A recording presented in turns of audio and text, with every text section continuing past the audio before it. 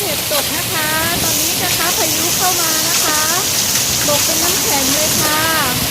ตกแรงมากดูนะคะมาจากทะเลนะคะพายุโซนร้อนนะคะตกเป็นลูกเห็บนะคะดูนะคะเนี่ยเป็นน้ำแข็งนะคะใครเดินอยู่ข้างนอกไม่ต้องระวังนะคะตกมาแรงมากนี่ค่ะเป็นน้ำแข็งนะคะพายุเข้าค่ะพายุเข้าโอ้โหกลัวรถจังเลยรถโดนน้ำแข็งตกไปสักพักแล้วนะคะในตอนนี้กำลังตกแรงมากเลยค่ะตกเป็นลูกเห็บนะคะโอ้โหตกแรงมากเลยค่ะ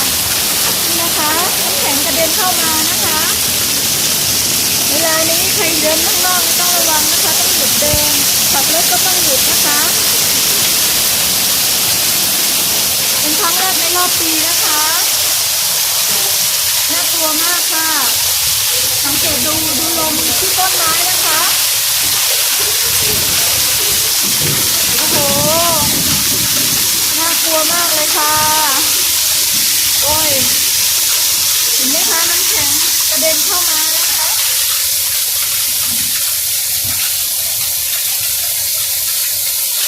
นี่ตกไปได้ประมาณสัก15 นาทีแล้ว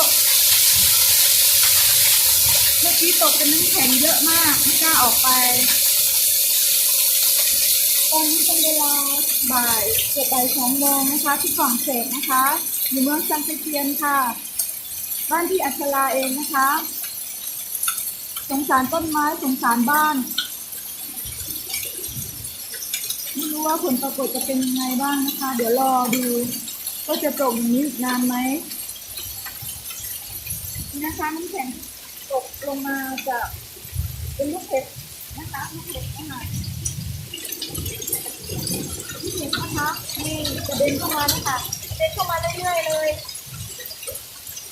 น่ากลัวมากใครเดินอยู่ข้างนอกเลยนะคะอันตรายค่ะ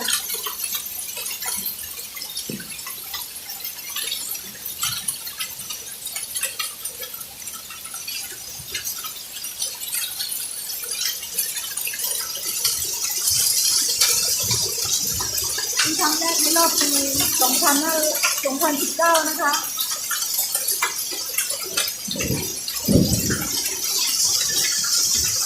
ตกแรงมากไม่รู้น้ำจะท่วมหลักข้างล่างหรือเปล่าฟ้าเลยนี่น้ำจะท่วมห้องที่อยู่ข้างล่างหรือเปล่าก็ไม่รู้สามีคงจะลงไปดูนะคะ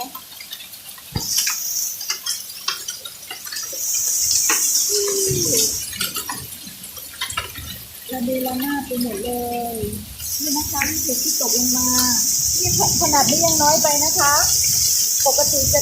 ก้อนโตอย่างนี้บางทีก็ก้อนเท่าก้อนหินเลยค่ะก้อนหินใหญ่ๆนะคะตกลงมาใส่รถกระจกแตกเลยค่ะนี่นะคะน้ำแข็งที่ตกลงมานะคะเป็นน้ำแข็งก้อนแข็งเลยค่ะหนาว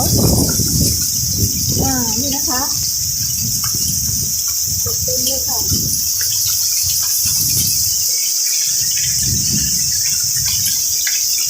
นี่นะคะน้ำแข็งลักษณะนี้ก้อนกลมที่ตกลงมานะคะนี่ทิ้งหมดเลยลูกเห็บนะคะลูกเห็บที่หนาว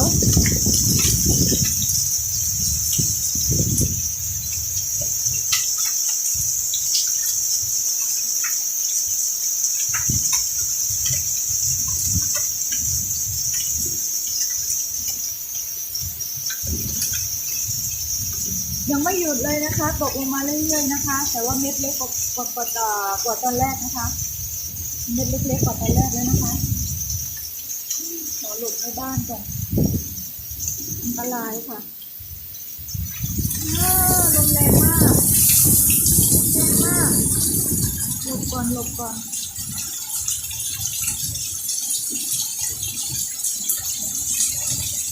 ขาพี่โรจน์ เปิดไปดูก่อนนี่นะคะดูมากองอยู่หน้าบ้าน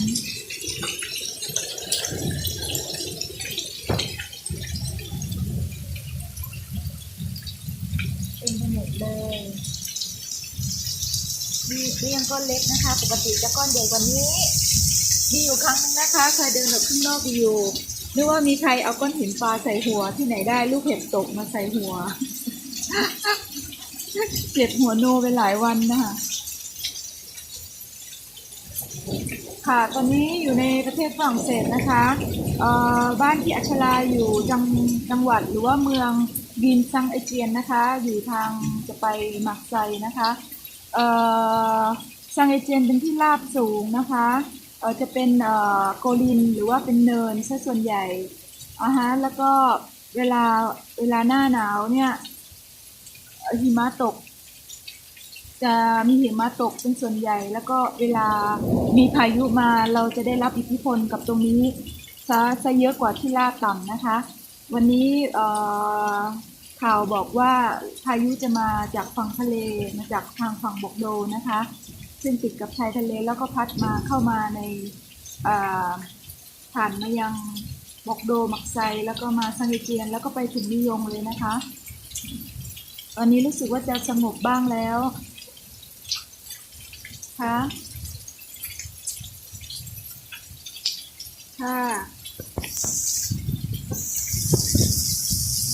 ก็คงยังไม่หยุดนะคะจะตกไปเรื่อยๆ